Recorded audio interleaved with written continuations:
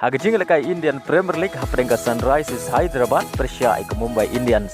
Haba pai shikane ke jingle lekai ke Mumbai Indians kala khur ke 6 job. Hadin bagalala bat Pynliem ke Sunrisers Hyderabad dah nya wicket. Bad hagar ke jingle lekai Usaria Kumar Yadav ulala bat kamai ke spa runs. Hagajing lekai Chinese Super League haprenga Peng City Persia ke Kenhun Oscar ke Shanghai Port. Haba pai shikane ke jingle lekai ke Shanghai Port kala khur ke 6 job. Hadin bagalala bat Pynliem Port ke Peng City hadun riu lanot. Bad hagar ke jingle lekai Umatias Vargas player negeri Argentina ulayo ban tap Hattrick. Bad gumjuru Oscar ulayo ban tap Shigol nagamenta ke Shanghai Port hagar ke jingle lekai.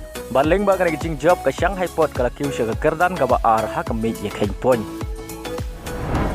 Hagajing lekai Saudi Pro League haprenga Al Ali Saudi Persia ke Al Hilal. Haba pai shikane ke jing lekai ke Al Hilal kala khur ke 6 job. Hadin bagalala bat Pynliem Salit ya ke Al Ali Saudi da ar lakawai. Ya gi ar gol jong Al Hilal ya ban chap dengkong leng bau Mitrovic. Haga menit ke ba San Pewar bat ya ke gol ke ba ar. Layo ban chap Shah ban kut ke jing lekai. Kata haga menit ke ba prap kuntai leng bau Malcolm. Ban leng bang dengan jing job ke Al Hilal ka don kam satang kawai ka 6 job paniora ka 6 ladu jong Saudi Pro League menta ka Samoy.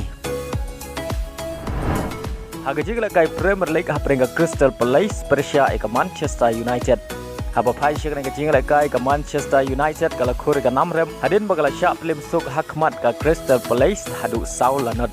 Bada hagar ka jing lekai Olias layo ban tap argol nagabenta ka Crystal Palace.